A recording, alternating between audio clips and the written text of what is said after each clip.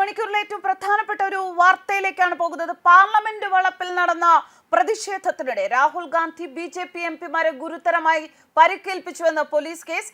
Rahul ഗാന്ധിക്കെതിരെ criminal നടപടികൾ ആരംഭിച്ച് ബിജെപിയുടെ നീക്കം. സംഭവം ഇങ്ങനെയാണ്. രണ്ട് ബിജെപി എംപിമാരായ പ്രതാപ് സാരംഗി, മുകേഷ് രാജ്പുത് എന്നിവർക്ക് രാഹുൽ ഗാന്ധിയുടെ ആക്രമണത്തിൽ ഗുരുതരമായി പരിക്കേറ്റതായിട്ടാണ് പാർലമെന്ററി കാര്യമന്ത്രി കിരൺ റിജിജു അവകാശപ്പെടുന്നത്. അയാൾക്ക് എങ്ങനെയാണ് പാർലമെന്റിൽ ഇത്തരത്തിലൊരു ബലപ്രയോഗം നടത്താൻ സാധിക്കുക എന്നാണ് അദ്ദേഹം ചോദിച്ചത്. ഏത് നിയമപ്രകാരമാണ് മറ്റ് എംപിമാരെ ശാരീരികമായി ആക്രമിക്കാൻ അധികാരമുള്ളത് എന്നും കിരൺ റിജിജു ചോദിക്കുന്നു. രാഹുൽ ഗാന്ധി ഇപ്പോൾ ആക്രമണ സ്വഭാവം പുറത്തെടുക്കുകയാണ്. തിരിച്ചടിക്കാനാണ് എങ്കിൽ ബിജെപിക്ക് ലോക്സഭയിലും രാജ്യസഭയിലും വലിയ ഒരു ജനക്കൂട്ടം തന്നെയുണ്ട്. പക്ഷേ അങ്ങനെയൊന്നും ബിജെപി ചെയ്യില്ല. നിയമം നിർമ്മിക്കുന്ന എംപിമാർ തന്നെ നിയമം കയ്യിലെടുത്താൽ എന്താകും അവസ്ഥ എന്ന ചോദ്യവും ഉയരുകയാണ്. ജാപ്പനീസ് ആയോധന കലയായ ഐക്കിഡോയിൽ ബ്ലാക്ക് ബെൽറ്റ് പ്രയോഗം പോലെയാണ് രാജീവ് ഗാന്ധി ആക്രമണം നടത്തിയത്.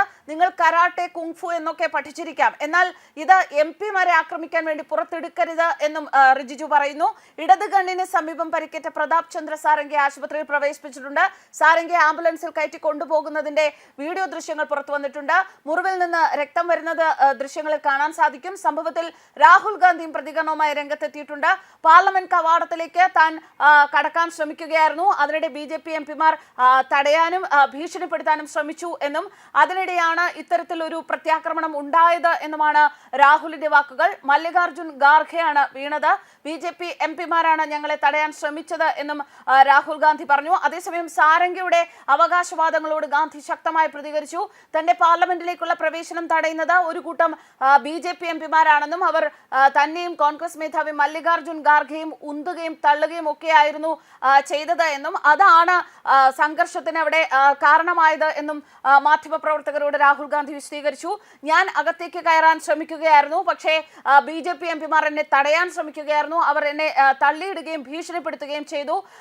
മിസ്റ്റർ ഖാർഗെയെ കുറിച്ചുള്ള ഒരു ചോദ്യത്തിന് മറുപടിയായി അതും സംഭവിച്ചു. പക്ഷേ ഞങ്ങൾക്ക് മനസ്സിലായില്ല, ഇത് പാർലമെന്റാണ്, ഞങ്ങൾക്ക് അകത്തേക്ക് പോകാൻ അവകാശമുണ്ട് എന്നതായിരുന്നു രാഹുൽ ഗാന്ധിയുടെ വാക്കുകൾ. തന്റെ പാർലമെന്റിലേക്കുള്ള പ്രവേശനം തടയുന്നത് ഒരു കൂട്ടം ബിജെപി എംപിമാരാണ് എന്നും അവർ തന്നെയും കോൺഗ്രസ് മേധാവി മല്ലികാർജുൻ ഖാർഗെയും ഉന്തും തള്ളും നടത്തുകയായിരുന്നു എന്നും അതാണ് സംഘർഷത്തിന് കാരണമായത് എന്നും രാഹുൽ ഗാന്ധി മാധ്യമപ്രവർത്തകരോട് പറഞ്ഞു. പാർലമെന്റിലേക്ക് ഞങ്ങൾക്ക് പോകാൻ അവകാശമുണ്ട്, അകത്തേക്ക് കയറാൻ ശ്രമിക്കുകയായിരുന്നു. ബിജെപി എംപിമാർ തന്നെ തടയാൻ ശ്രമിച്ചു, തള്ളിയിട്ടു, ഭീഷണിപ്പെടുത്തി എന്നൊക്കെയാണ് രാഹുൽ ഗാന്ധി ഇപ്പോൾ പറയുന്ന അവകാശവാദങ്ങൾ.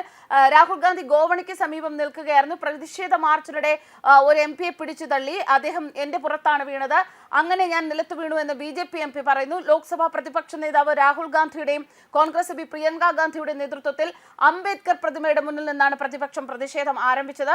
നീലവസ്ത്രമണിഞ്ഞാണ് പ്രതിപക്ഷ എംപിമാർ പ്രതിഷേധിച്ചത്. ഇവിടെ വെച്ച് മുദ്രാവാക്യം വിളികളുമായി നിന്ന ഭരണപക്ഷത്തിനിടയിലേക്ക് പ്രിയങ്കയുടെ നേതൃത്വത്തിൽ എംപിമാർ കയറിയതോടെ ഭരണപക്ഷ പ്രതിപക്ഷ എംപിമാർ തമ്മിൽ പരസ്പരം ഉന്തും തള്ളും ഉണ്ടായ ഒരു സാഹചര്യമുണ്ടായി. ഇതിനിടയിലാണ് ബിജെപി എം പി ആയ പ്രതാപ് സാരംഗിക്ക് പരിക്കേൽക്കുന്നത്.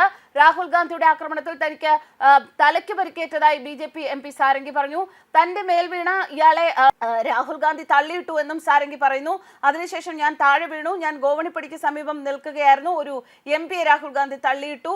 അദ്ദേഹം വീൽ ചെയറിൽ നിന്ന് മാധ്യമപ്രവർത്തകരോട് പറഞ്ഞ വിവരങ്ങളാണ്. തലയുടെ ഒരു വശത്ത് ഒരു ബാൻഡേജ് പരിക്കേറ്റ് M P ഒട്ടിച്ചിട്ടുണ്ട്.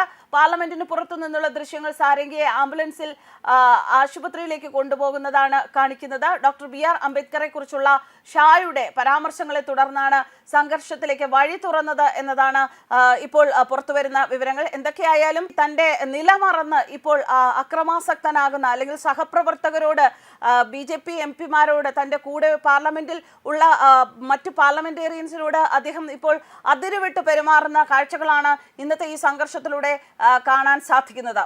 News desk Karma news.